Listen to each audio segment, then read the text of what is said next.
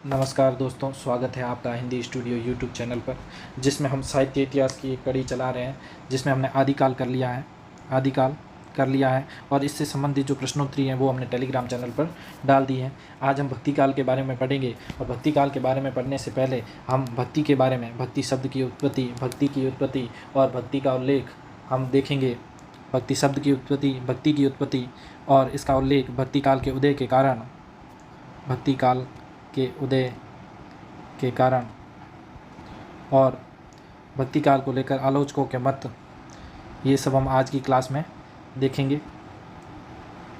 यदि हम देखें भक्ति काल के बारे में तो हमें भक्ति की परिभाषा देखें तो आचार्य शुक्ल की एक परिभाषा है, भक्ति धर्म का रसात्मक रूप है। भक्ति क्या है? धर्म का रसात्मक रूप है। और ये परिभाषा किसकी है? ये रामचंद्र शुक्ल की परिभाषा है। इनकी एक और परिभाषा प्रचलित है, वो परिभाषा है श्रद्धा और प्रेम का योग। श्रद्धा और प्रेम का योग क्या है? भक्ति है। ये परिभाषा किसकी है? तो ये भी परिभाषा किसकी? रामचंद्र शुक्ल की है। अब हम देखें कि धर्म देखें तो धर्म के भीतर एक ईश्वरीय सत्ता या अलौकिक सत्ता पाई जाती हैं और उससे संबंध स्थापित करने के लिए चार पद्धतियाँ हैं। उससे संबंध स्थापित करने के लिए कितनी पद्धतियाँ? चार पद्धतियाँ, जिनमें ज्ञान, योग, कर्म और भक्ति। भक्ति ईश्वर से संबंध स्थापित करने की पद्धतियों में से एक है, जिसमें ज्ञान, योग, कर्म और भक्ति है। ज्ञान को देखें तो ज्ञान मार्ग एकदम नीरस एवं शुष्क है और इसका कारण ये है कि ये लोक जीवन में उतना प्रचलित नहीं हो पाता है, क्योंकि ये एक प्रकार का नीरस मार्ग है और एक विशिष्ट समुदाय तक ही सीमित रहता है। फिर योग देखें तो योग में हम देखते हैं कि शारीरिक साधना करनी पड़ती है। योग मार्ग के लिए आपको शारीरिक साधना करनी पड़ती है, तो इसमें भी नीरसता समाहित है, क्योंकि इसमें एक कठोर शारीरिक अनुशासन एवं नियमन होना आवश्यक है। और फिर कर्म मार्ग देखें तो कर्म मार्ग में आप देखिए बाय आडंबर, तीर्थाटन, देशाटन, ये आते हैं। पर इसमें हम देखें तो जो आर्थिक रूप से असक्षम है, आर्थिक रूप से जो वंचित व्यक्ति है, वो इस मार्ग को अपना नहीं पाता, इसलिए यहाँ पर भी जनमानस की पहुँच नहीं है और ये भी कुछ लोगों तक, कुछ समुदाय तक सीमित रह पाता है। पर भक्ति में ऐसा नहीं है। भक्ति मार्ग धर्म का रसात्मक रूप है, क्योंकि इसमें न बुद्धि की, न शरीर की, न क्रियाओं का आधार होता है। इसमें सिर्फ क्या होता है? भावनाओं का आधार होता है, भावनाओं का आधार।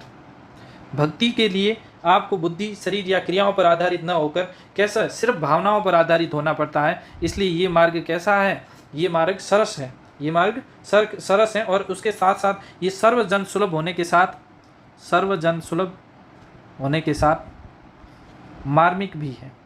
भक्ति मार्ग सर्वजन सुलभ भी है और मार्मिक भी है, इसलिए भक्ति तक लोगों की पहुंच सर्वाधिक है। फिर हम देखें तो हम देखते हैं कि हिंदी साहित्य के विकास का जो दूसरा चरण है, हम देखते हैं कि पहला चरण कौन सा है? आदिकाल है। तो दूसरा चरण कौन सा है? भक्ति काल या पूर्व मध्यकाल भी कहा जाता है और इसको भक्ति काल कहते हैं, क्योंकि इसमें क्या है? भक्ति की प्रधानता होने के कारण ये क्या है? भक्ति काल के नाम से जाना जाता है। अब भक्ति काल की समय सीमा देखें और ये आचार्य शुक्ल द्वारा मानी गई समय सीमा है, जो है विक्रम संवत 1375 से 1700 विक्रम संवत तक, और यही सर्वमान्य मत है। अब भक्ति शब्द की उत्पत्ति के बारे में देखें तो भक्ति शब्द की उत्पत्ति हुई है भज धातु में 3 प्रत्यय के योग से। भज धातु में 3 प्रत्यय के योग से हुई और ये मोनियर विलियम्स मानते हैं। कौन मानते हैं? मोनियर विलियम्स नामक विद्वान है, वो मानते हैं कि भक्ति शब्द की उत्पत्ति भज धातु में 3 प्रत्यय के योग से हुई है और इसका जो शाब्दिक अर्थ है वह है अपने आराध्य या उपास्य के ऐश्वर्य में भाग लेना। अब भक्ति शब्द का जो सर्वप्रथम उल्लेख आता है वो आता है श्वेताश्वेतर उपनिषद के 6ठे मंडल में 33वें सूक्त में मिलता है, जिसमें क्या परिभाषा दी गई है? जिसमें परिभाषा दी गई है, यस्य देवे परा भक्तिर यथा देवे तथा गुरु, अर्थात देव तथा गुरु के प्रति आश्रित हो जाना ही भक्ति है। क्या? देव तथा गुरु के प्रति आश्रित हो जाना ही भक्ति है। फिर सांडिल्य भक्ति सूत्र में परिभाषा आई है, वो आई है सा परानुराक्ति स्वरे। ये सांडिल्य भक्ति सूत्र में परिभाषा है, अर्थात ईश्वर के प्रति परम अनुरक्ति ही भक्ति है। क्या है? ईश्वर के प्रति परम अनुरक्ति ही भक्ति है। परम अनुरक्ति ही भक्ति है। श्रीमद् भगवत गीता में एक परिभाषा दी गई है, वो है मय अर्पित बुद्धिर्मनयो स भक्त। और ये परिभाषा यदि माने तो ये कृष्ण अर्जुन से कहते हैं कि मुझे जो बुद्धि और मन से अर्पित हो जाता है वो क्या है, भक्त है। रामचंद्र शुक्ल की परिभाषा है जो मैंने पहले भी बताई थी, उनकी एक परिभाषा ये भी है, भक्ति धर्म का रसात्मक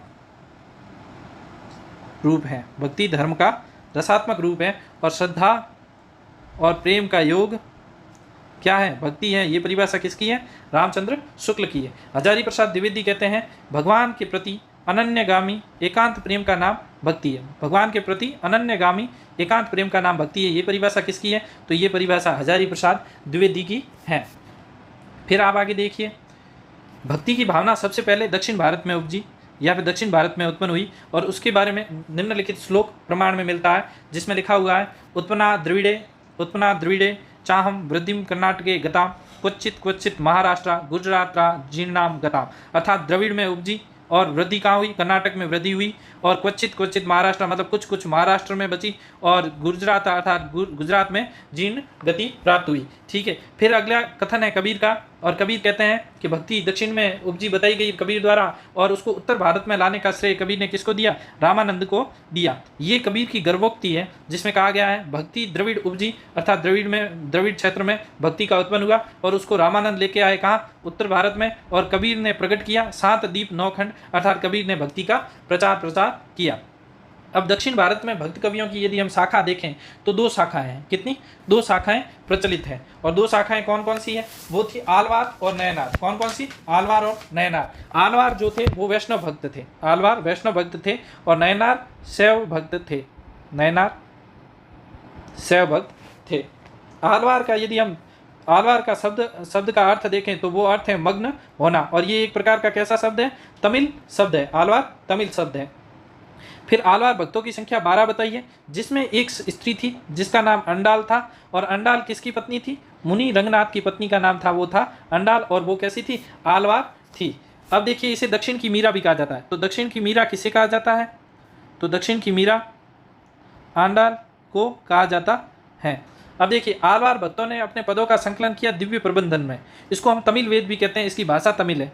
तमिल वेद क्या है, तो तमिल वेद है दिव्य प्रबंधम, जिसमें कितने पद है, 4000 पद है। दिव्य प्रबंधन है तमिल वेद जिसमें 4000 पद है, और इसके संकलन करता कौन है, रंगनाथ मुनि है। अब इसके यदि अपन क्रम वाइज देखें तो 12 आलवारों के नाम भी देख सकते हैं, पर हम प्रथम और अंतिम देखें तो प्रथम आलवार है मोयंग आलवार, प्रथम आलवार है मोयंग आलवार, और जो अंतिम आलवार है वो है तिरुमगई आलवार, तिरुमगई आलवार।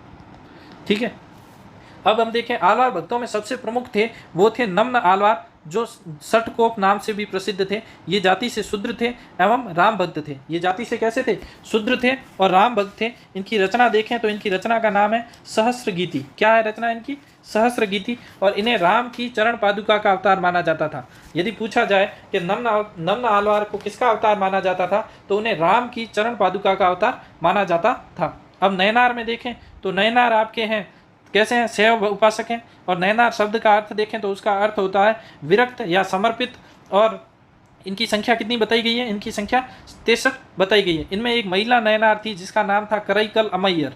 महिला नयनार का नाम क्या था, करईकल अमैयर। ठीक है, और आप देखें कि नयनार में यदि प्रथम नयनार देखें तो अनय नयनार, और अंतिम नयनार देखें तो इसे नयनार, इसे नयनार, ये अंतिम नयनार है, और अनय नयनार जो है वो प्रथम नयनार है।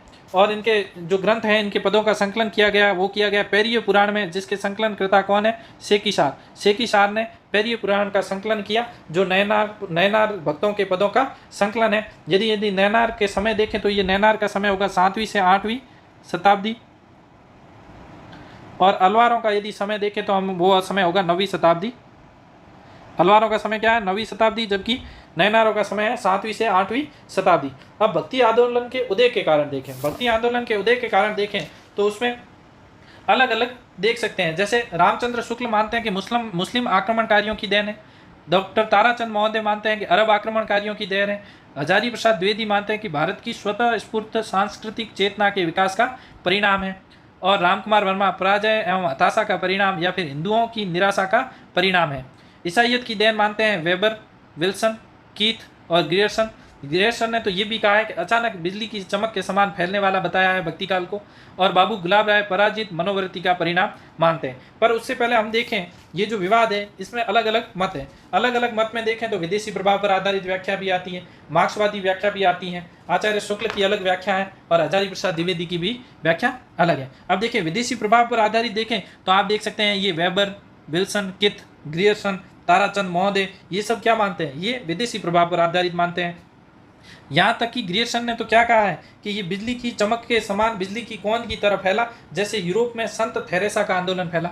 यूरोप में संत थेरेसा का जो आंदोलन फैला था उसके समान बिजली की चमक के समान ये आंदोलन फैला बताया है। किसने बताया? तो ये ग्रियर्सन ने बताया है। ठीक है, और ये इसका एक मत है, ये कहते हैं कि दूसरी और तीसरी शताब्दी में मद्रास के निकट कुछ नेस्टोरियन ईसाई होते हैं,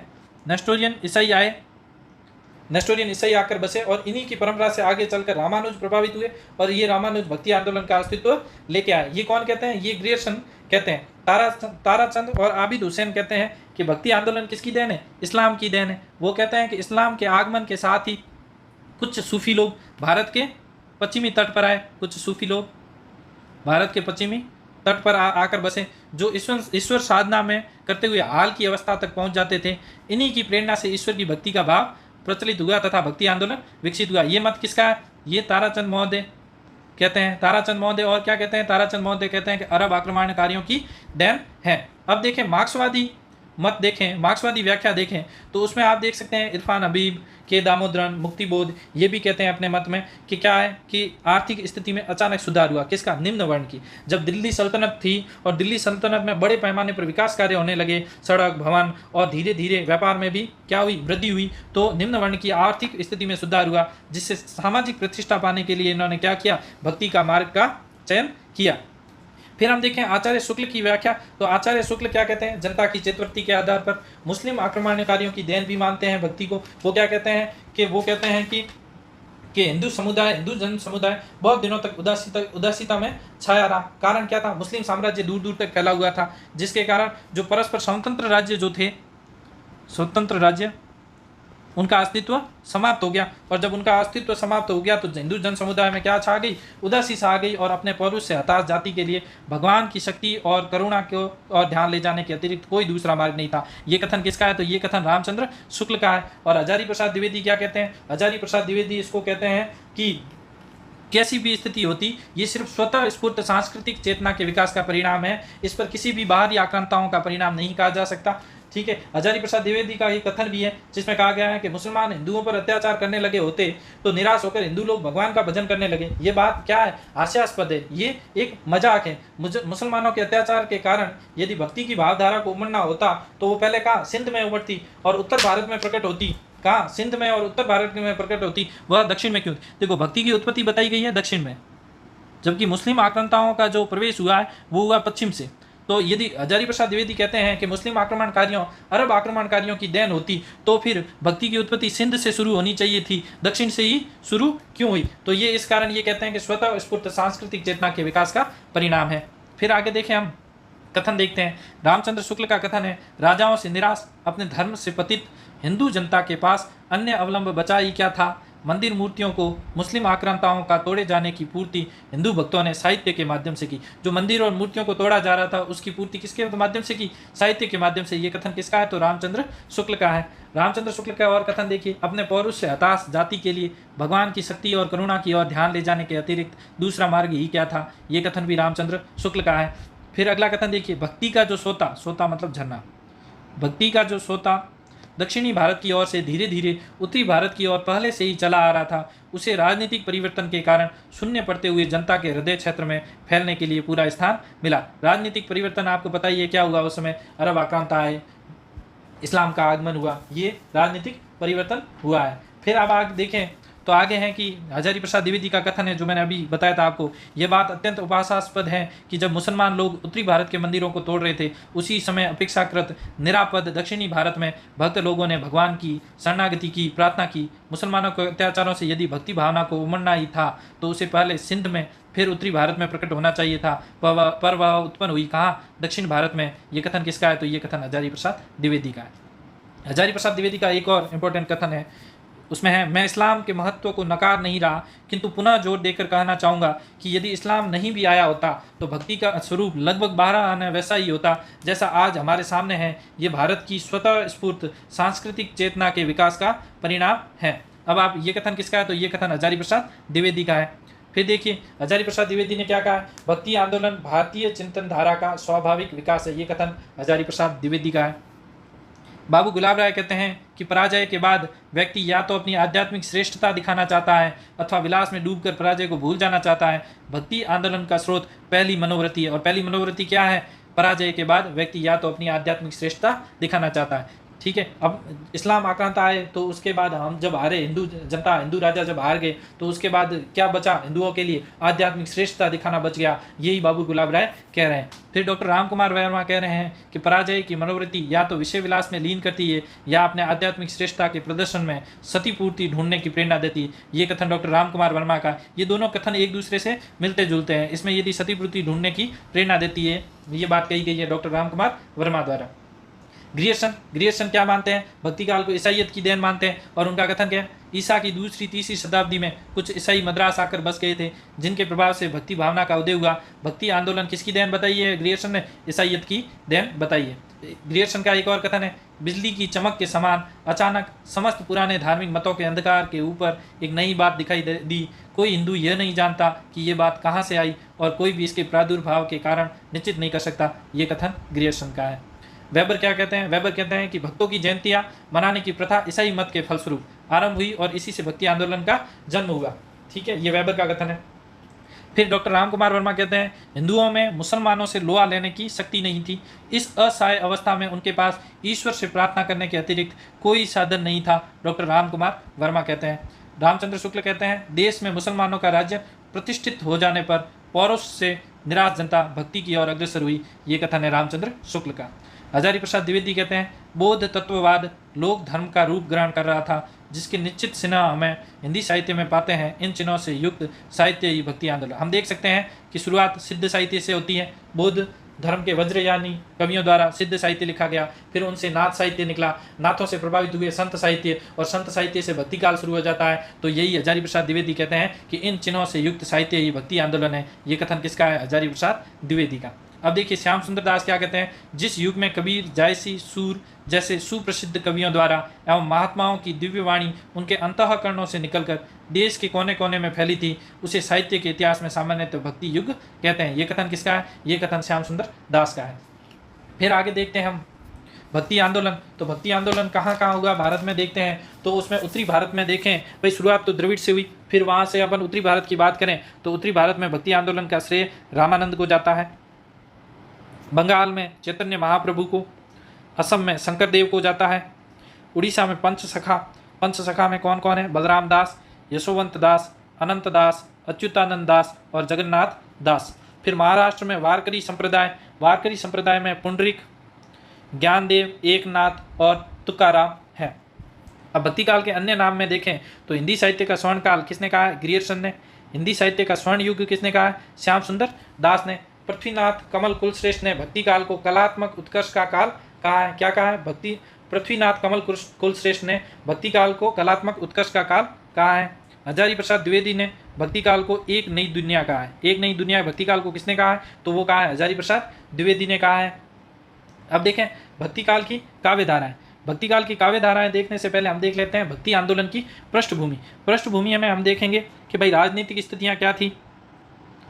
राजनीतिक, धार्मिक, सामाजिक